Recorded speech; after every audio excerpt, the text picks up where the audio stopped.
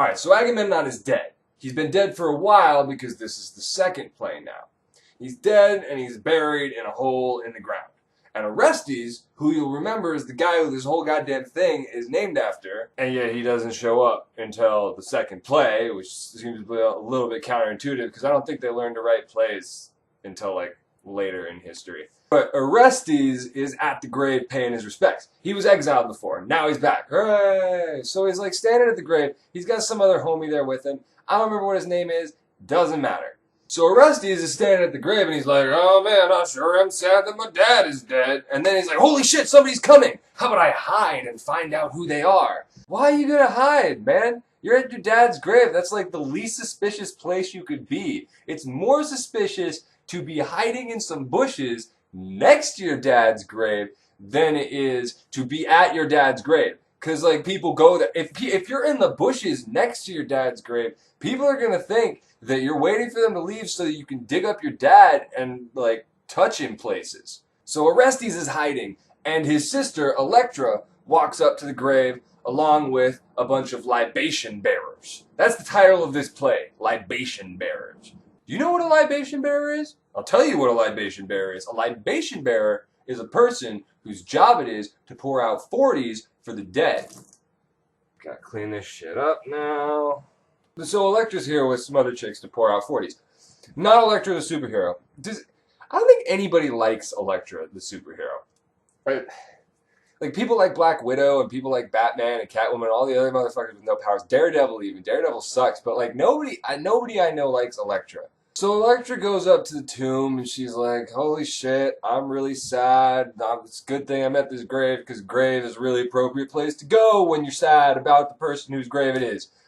Orestes could learn something from this woman. But so then she's standing there and then she's like, excuse me. She's like, holy shit, there's a hair on this grave. Nobody puts hair on graves unless it's like serious business. And they like really like the person whose grave it is. So like, I don't know who this is because I'm like the only person in this city who gives a shit about my dad. I mean, I guess other than all the other people who lived in this city and are really angry that he got betrayed. But you know what? Like, this hair, this looks exactly like my hair, which is weird because I didn't put my hair on here unless I've gone crazy, which is entirely possible. Everybody's fucking going crazy in these plays, but I don't think it is. I don't think I'm crazy.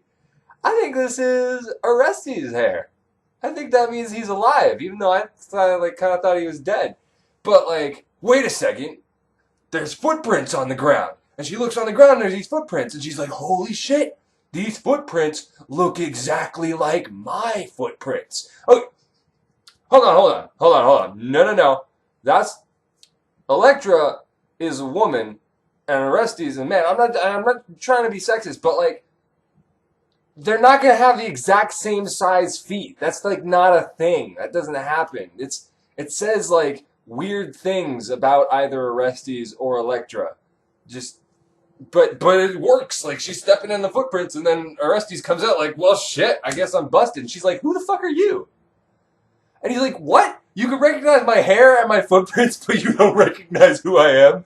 You are crazy. Like, you are actually a crazy person.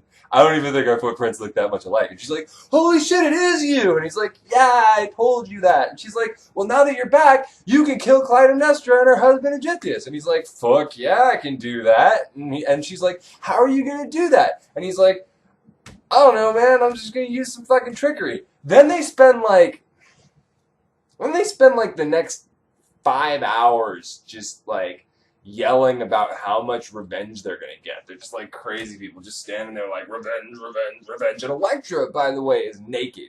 Because when she showed up, she tore off all of her clothes because of how upset she is. Greek theater? Fucking awesome. And somebody mentions that Clytemnestra's been having these dreams where like, she's got this serpent and then it latches onto her boob and then it starts sucking out all of her milk, but like also her blood, and it's like gross as hell. And Orestes is like, holy shit, that's awesome. I'm gonna be the fucking snake. The messed up part about that though, dude, is that in order to be the snake, you gotta put her boob in your mouth. Are you gonna kill her while you got her boob in your mouth? Because that's gross. And the whole time, the chorus was like a really active character in this, contrary to popular belief. It's like, yes, good, get revenge. Remember how badly your father was murdered. Murdering more people is the only way to stop the murdering. Murder, murder, murder, murder, murder, murder, murder. See, Orestes kind of has to kill Clytemnestra because he went to an oracle, and the oracle was like, dude, basically, if you don't kill your mom, then your dad's ghost is going to haunt you forever. But, like, if he kills his mom's ghost is going to haunt him forever, too. So he's kind of like... So Orestes is like, alright, guys, I guess it's time to go inside and murder some dudes. You all, chorus and everybody, you go first. Me and my homie, we'll come in afterwards and we'll do some tricky murdering. You guys keep your fat mouths shut. Don't fuck up our plan. And everyone's like, yeah, okay, we love murder. Let's do it. So Orestes goes up to the house and he's like, knock, knock. And they're like, who's there? And he's like, not Orestes. And they're like, not Orestes? Who? And he's like, dude, nobody's Orestes anymore because Orestes got killed. And they're like, what?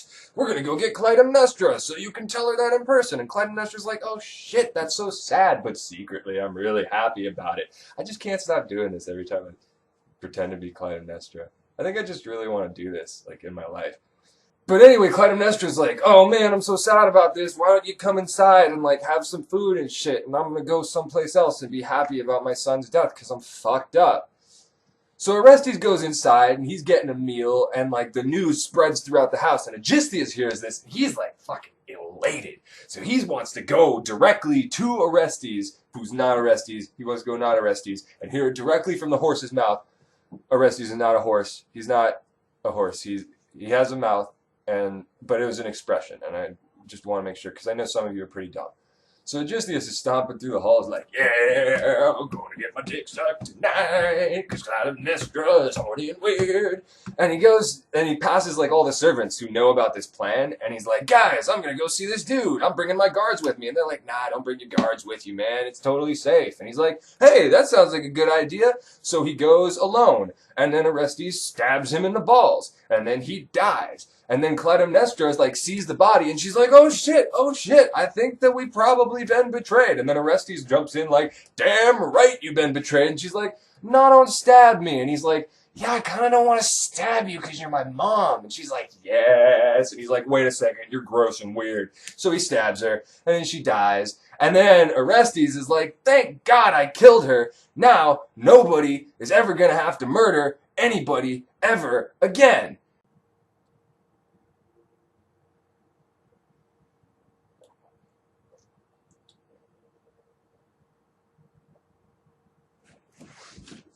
What? Because here's the thing that I forgot to tell you.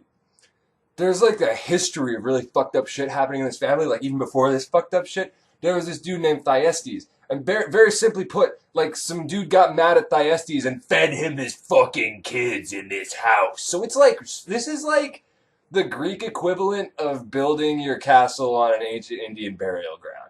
In fact, while Orestes is standing over the corpse of his mom and the corpse of his mom's lover, and also the shroud that his dad was murdering because they kept that for some reason, he starts seeing ghosts. He's like, holy shit, that's my mom's ghost. She's really mad. And it's like, no shit, she's really mad. She's a fucking ghost. Ghosts are always mad. But he's like going crazy, and everyone's like, no, don't go crazy. You're going to murder more people or murder yourself or something. People are just going to keep getting killed and then killing each other so they're not going to have to kill each other forever and ever. Or at least for one more play. But that play is a story for another time. Murder, murder, murder, murder, murder.